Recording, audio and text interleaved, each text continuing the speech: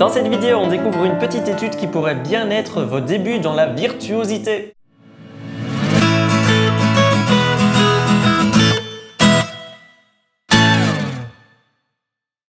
Salut à tous, c'est Robin Meis. L'étude qu'on va découvrir, c'est l'étude 19 opus 6 de Dionisio Aguado. C'est donc une pièce écrite par un guitariste-compositeur espagnol de la période classique pour guitare, entre fin 18e siècle et début 19e siècle. Vous avez pu entendre un extrait en début de vidéo, je vais à présent le jouer en entier avec partition et tablature à l'écran, puis j'expliquerai quelques notions techniques et musicales du morceau. Mais avant ça, si vous n'êtes pas encore abonné, n'hésitez pas à le faire pour profiter des prochaines vidéos pédagogiques à venir.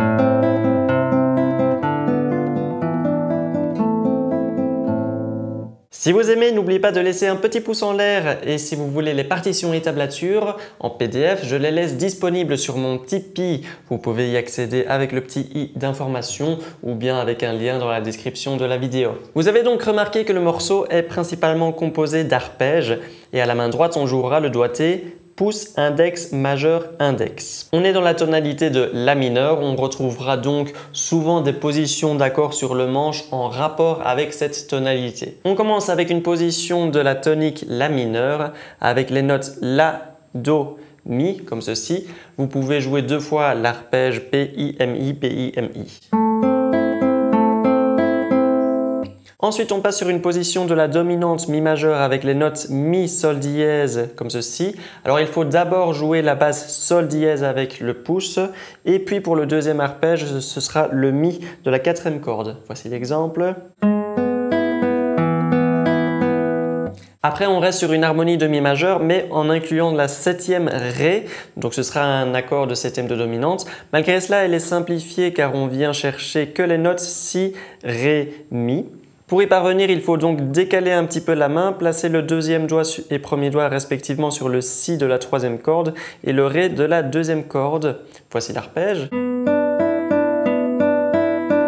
À la quatrième mesure, on revient sur une position de La mineur simplement en revenant en première position et en glissant les deux doigts comme s'ils étaient sur des rails de train. Attention que le deuxième arpège commence par la basse La grave de la cinquième corde. Voici la mesure.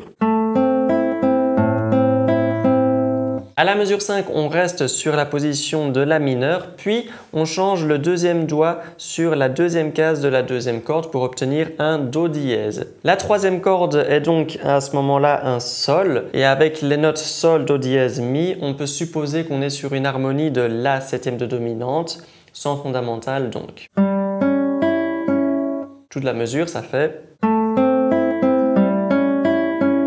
Cette harmonie de La septième de dominance nous permet de voyager vers une harmonie de Ré mineur avec les notes Fa, Ré, Fa, avec donc le troisième doigt sur le Fa, quatrième doigt sur le Ré et le premier doigt sur le Fa aigu. Et puis pour le deuxième arpège de la mesure, on remplace le Fa quatrième corde par quatrième corde à vide, Ré. Voici la mesure au complet.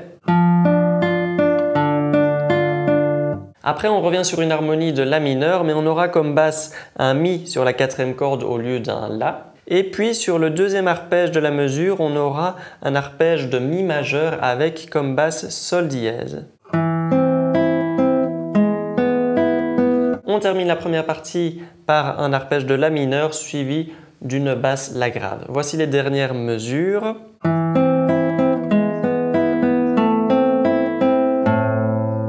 Pour la deuxième partie, on reprend exactement de la même manière qu'on a commencé la première partie, donc sur un arpège de La mineur deux fois, je ne vous le joue pas. Ensuite, on place un premier doigt sur le Fa de la première corde et pour le deuxième arpège, on ajoute en plus le Sol grave avec le troisième doigt sur la sixième corde. On se retrouve donc sur un arpège de Sol septième de dominante. Voici la mesure au complet. Ce sol septième de dominante nous permet d'arriver sur un Do majeur à la mesure d'après.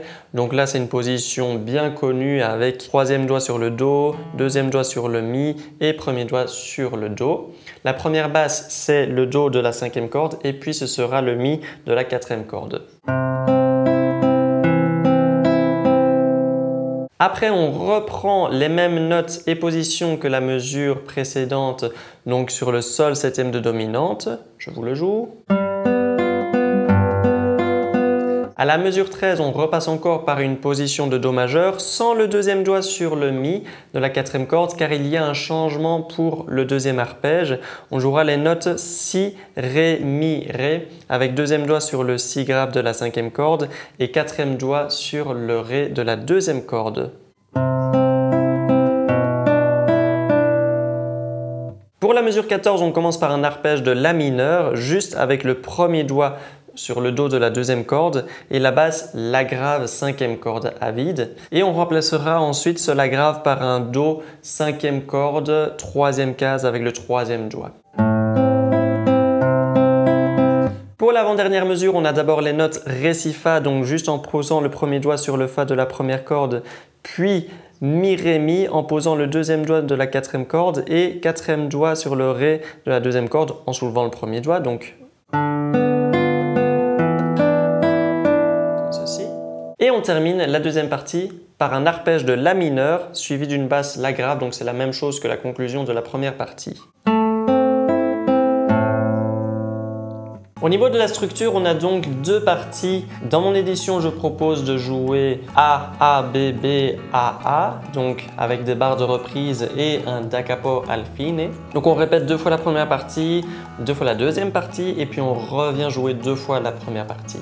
Si on veut répéter autant de fois les parties, c'est intéressant premièrement de ne pas jouer trop lentement et ensuite peut-être de donner des variantes au niveau des nuances quand on répète. Alors je vous ai expliqué les positions d'accords sur le manche, etc. Mais il faut faire attention à ne pas soulever tous les doigts en même temps pour passer d'un accord à l'autre. En fait, on va essayer de garder un certain legato, donc bien lier les notes. Et je vais vous illustrer avec un exemple ce que j'aimerais expliquer. Reprenons la mesure 13 où on passe de la position de Do majeur comme ceci à une position avec les notes Si, Ré, Mi comme ceci. Dans l'enchaînement, il faut éviter de soulever le premier et troisième doigt en même temps et puis poser le deuxième et quatrième doigt en même temps.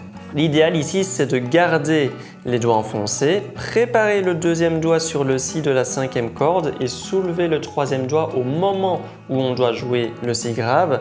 Et le premier doigt est toujours enfoncé à ce moment-là pour laisser la résonance de la note. Et seulement au moment où on doit jouer le Ré, il faut alors poser le quatrième doigt.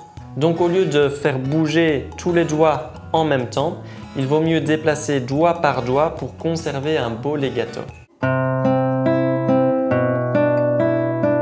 Ce que je vous explique, c'est un travail d'indépendance de doigts qui demande d'être approfondi d'abord très lentement pour bien contrôler les doigts. Et voilà, au niveau de la musicalité, c'est intéressant de sentir les harmonies qui donnent de la tension et les harmonies qui donnent de la résolution.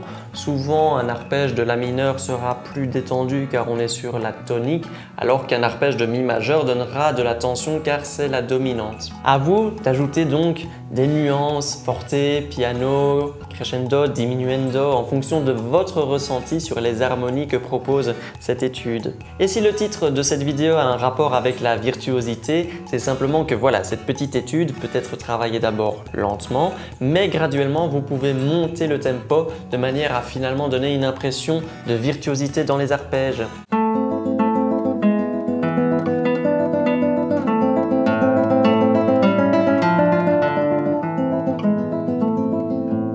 N'oubliez pas le petit pouce en l'air si vous avez aimé la vidéo, abonnez-vous pour ne pas manquer les prochains tutoriels et on se voit dans une prochaine vidéo.